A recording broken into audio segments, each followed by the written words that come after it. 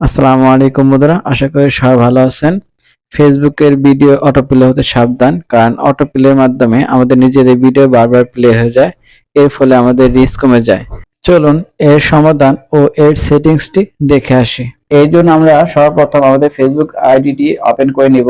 ID open করে নেওয়ার পর আমাদের যে প্রোফাইলে মেনুটি আছে সেই মেনুতে ক্লিক করে দেব। ক্লিক করার পর আমরা সেটিংস একটা আইকন দেখতে পাবো, এখানে ক্লিক করব।